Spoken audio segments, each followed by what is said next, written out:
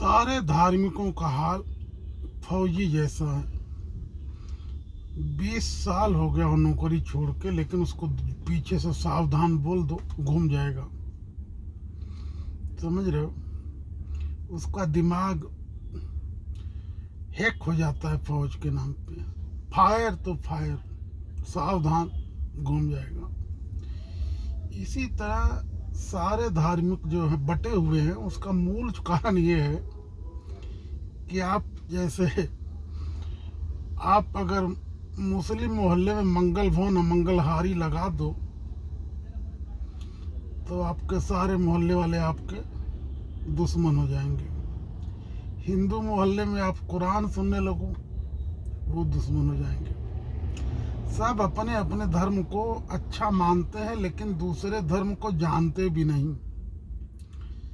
90% धार्मिक आदमी फौजी वाली हाल है, या लत पूर्ति कर रहे हैं। समझ रहे हो? जिसने में 4 धर्म को जाना, उसके अंदर से पार्टी खत्म हो जाएगी। ये जब जितनी पार्टी बढ़ेगी उतना शोषण बढ़ेगा। पूरी दुनिया में असली धार्मिक आज के वक्त में चाइना में है। चाइना देश ही असली मजहबी देश है। चाइना एक ऐसा देश है जहां से गरीबी उसने खत्म कर दिया। और जितने मजहबी देश हैं, धार्मिक देश हैं, वहाँ धर्मों के आड़ में धंधे होते हैं और इंसानों का शोषण होता है और गरीबी बढ़ते जा रही है। और सारे धर्म ये मानते हैं कि गरीबी मिटाने से बड़ी कोई पूजा इबादत नहीं है। समझ रहे हो आप? कोई आदमी सोच विचार करके धार्मिक है ही नहीं। सब एक एक भेड़ के सदस्य हैं। भेड़ भी मैं नहीं कहूँ, पार्टी कह दो थोड़ा। हिंदू पार्टी, मुस्लिम पार्टी, फिर इसमें वर्ण व्यवस्था है, शेख है, सैयद है, एक रैंक है, upper class, lower class, middle class. ये सारे बट गए।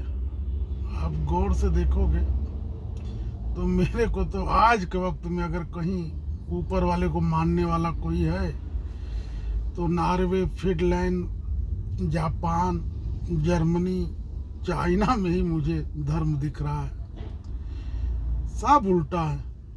आप गौर से देखोगे तो सारे नेता भारत माता की सेवा के नाम पे अपने मेवा खाते हैं और अपने चट्टू पट्टू थोड़े मजे कराते हैं। समझ रहे हो? लोक सेवा, जनता की सेवा, राजनीति,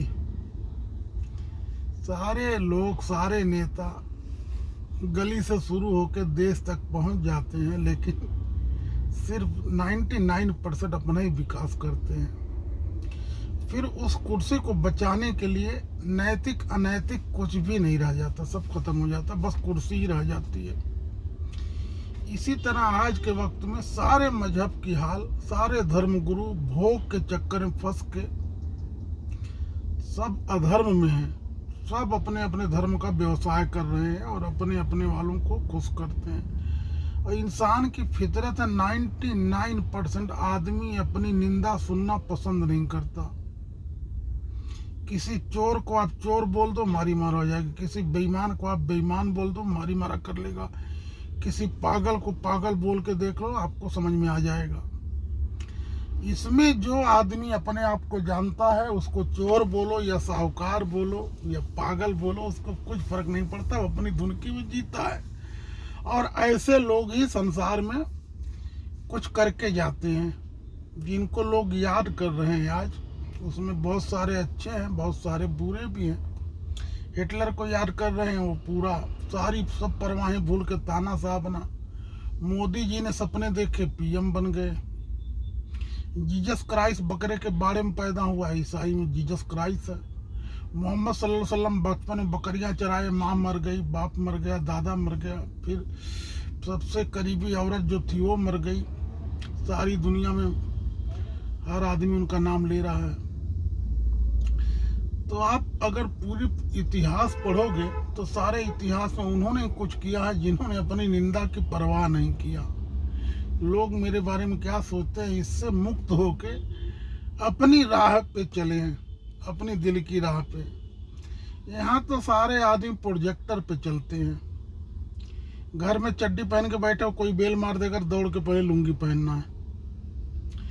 कपड़े कैसे पहने हो वो देख के बाहर निकलना है। यहाँ आदमी लोगों के हिसाब से जीता है मेजोरिटी में, और बोलता है कि मेरी अकल और मेरी बुद्धि। समझ रहे हो? अक्सरियत में आज इंसान गिद्ध से बदतर है। गिद्ध तो मुर्दा मांस खाता है, ये जिंदा आदमी को खाने के चक्कर में है। सोचो समझो विचार करो, किसी को बुरा लगे माफी चाहता हूँ। ये सारे धर्मों का मूल सार है, अगर मानवता नहीं है तो कोई किसी धर्म का नहीं है। सब ऊपर वाले को रिश्वत दे रहे हैं। और सबसे बड़ा जो मामला है ये है कि कोई आदमी निर्धन आदमी की बात नहीं सुनना चाहता। जहाँ पैसा देगा वही अच्छा लगता है। अमिताभ बच्चन आ जाए, किसी को 1 रुपया न दे, हजारों की भीड़ उमड़ पड़ेगी।